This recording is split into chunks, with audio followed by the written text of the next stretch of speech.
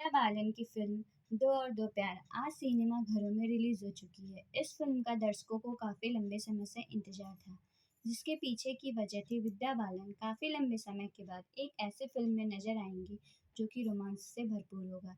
यदि हम फिल्म के किरदारों की बात करें तो इस फिल्म में विद्या बालन के साथ प्रतीक गांधी, सेंथिल राममूर्ति और इलियाना डिक्रूज नजर आने वाले हैं।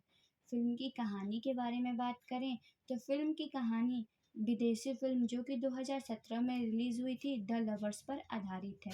फिल्म में विद्या बालन काव्या के किरदार में, प्रतीक गांधी अनिरुद्ध के किरदार में, इलियाना डिक्रूज नोरा के किरदार में और सेंथिल राममूर्ति विक्रम के किरदार में नजर आ रहे हैं। इस फिल्म में विद्या बालन और प्रतीक गांधी दोनों ही पति पत्नी के रूप में नजर आ रहे हैं। तो वहीं विद्या बालन और प्रतीक गांधी जो कि पति पत्नी हैं, इन दोनों का रिश्ता कुछ ठीक नहीं है, जिसकी वजह से हर रोज इन दोनों के बीच किसी न किसी वजह से लड़ाई होती रहती है। यही वजह से विद्या बालन का एक्स्ट्रा मटेरियल अफेयर विक्रम यानी सेंथिल राममूर्ति के साथ और प्रतीक गांधी यानी फिर अनिरुद्ध का नोरा यानी इलियाना डिक्रूज के साथ चल रहा होता है। ये दोनों अपने इस रिश्ते को एक दूसरे से छुपाते हैं और इन दोनों को नहीं पता होता है कि इन दोनों के गर्लफ्रेंड और बॉयफ्रेंड भी है। लेकिन इन दोनों के गर्लफ्रेंड बॉयफ्रेंड यानी फिर विक्रम और नोरा दोनों को पता होता है कि काव्या और अनिरुद्ध पहले से ही शादीशुदा हैं। और एक समय ऐसा आता है जब विक्रम और नोरा दोनों काव्या और अनिरुद्ध से अपने रिश्ते के बारे में बात करने को बोलते हैं। काव्या से विक्रम बोलता है कि वो अपने पति अनिरुद्ध को अपने इस रिश्ते के बारे में बता दे। तो वहीं नोरा अनिरुद्ध से बोलती है कि यदि वो अपनी पत्नी काव्या को अपने और उसके रिश्ते के बारे में नहीं बताएगा तो वो उसे छोड़ देगी। जिसके बाद एक रात कहानी में एक नया मोड़ आता है। बता दें कि विद्या बालन और प्रतीक गांधी अपने शादीशुदा रिश्ते को एक दूसरा मौका देने के बारे में सोचते हैं। इसके बाद कहानी में एक नया मोड़ आता है। अनिरुद्ध की गर्लफ्रेंड नोरा प्रेग्नेंट हो जाती है। अनिरुद्ध की गर्लफ्रेंड नोरा उससे बोलती है कि वो अपनी पत्नी काव्या से इसके बारे में बात करे और उससे तलाक लेकर अपने रिश्ते को शादी के रिश्ते में बदले। लेकिन अनिरुद्ध काफ़ी कंफ्यूज हो जाता है क्योंकि कि वो काव्या से भी काफ़ी ज़्यादा प्यार करता है और वो उससे अलग होना नहीं चाहता है। तो वहीं विद्या बालन यानी काव्या से जब विक्रम बोलता है कि वो अपने पति अनिरुद्ध से भी इस रिश्ते के बारे में बात करे वो और उससे तलाक लेकर उसके साथ शादी करके हमेशा के लिए शिफ्ट हो जाए। जिसके बाद विद्या बालन भी काफ़ी कंफ्यूज हो जाती हैं कि वो पति को चुने या फिर बॉयफ्रेंड को। वो विक्रम को भी नहीं छोड़ना चाहती हैं और अनिरुद्ध को भी नहीं छोड़ना चाहती हैं।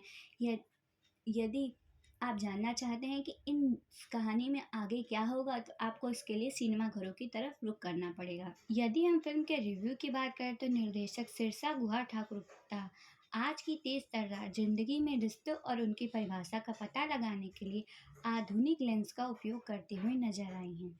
दो और दो प्यार की सबसे बड़ी ताकत इसकी अतरंग कहानी और भरोसेमंद किरदार है, जो निर्णयों के लिए कम लेकिन सहानुभूति के लिए अधिक जगह छाप छोड़ते हुए नजर आए हैं। सिरसा अपनी निपुणता का प्रयोग फिल्म में प्रत्येक चित्रण को पूर्ण रूप से और काले और सफ़ेद चश्मे से देखने के बजाय उनमें समझ पैदा करने के लिए करती हैं। यदि हम फिल्म के किरदारों की बात करें तो फिल्म में किरदारों ने भी अपनी भूमिका काफ़ी बेहतरीन तरीके से निभाई है। काव्या और अनी का किरदार देश के दो सर्वश्रेष्ठ अभिनेताओं विद्या बालन और प्रतीक ने निभाया है। शानदार कास्टिंग, इसमें कोई भी शक नहीं है। दोनों बेहद प्रतिभा के साथ एक जोड़े को की कमजोरी और अकेलेपन को जीवंत करते हैं। साथ ही हमें सिक्के का दूसरा पहलू भी दिखाते हैं और उतने ही जुनून के साथ उनकी नासमझी भी दिखाते हैं। कलाकार के रूप में विद्या और प्रतीक के लेन देन में एक सहजता और वे स्क्रीन पर बहुत सहज दिखाते हुए एक दूसरे की ऊर्जा का पोषण करते हैं। विद्या और प्रतीक की ऑन स्क्रीन केमिस्ट्री देखने लायक है। उनकी घनिष्ठता आपको लगभग एक सिरहन का एहसास कराती है।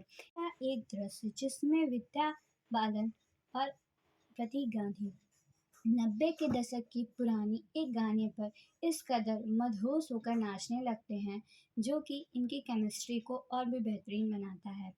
इस फिल्म में आपको भावनाओं के रोलर कोस्टर का अनुभव करने को मिलेगा। फिल्म में नोरा यानी इलियाना डिक्रूज और सेंथिल यानी विक्रम ने भी अपने किरदार को काफ़ी बेहतरीन तरीके से निभाया है। इस फिल्म की कहानी में कोई गलत या सही नहीं है, सिर्फ भावनाएं हैं, क्षणभंगुर और स्थिर। यहीं पर शीर्षक की इस फिल्म के लिए काफ़ी सराहना करनी चाहिए। ऐसे समय में जब रिश्ते जटिल होते जा रहे हैं, दो और दोपहर एक बेहतरीन कहानी के रूप में सामने उभर कर आई है। वास्तव में ये फ़िल्म देखने लायक है। यदि आप इस फ़िल्म को देखना चाहते हैं तो आपको ज़रूर जाकर सिनेमाघरों में इस फ़िल्म को देखना चाहिए। धन्यवाद। आपको हमारा रिव्यू कैसा लगा कमेंट बॉक्स में ज़रूर बताएं और हमारे चैनल को लाइक करें और सब्सक्राइब करें।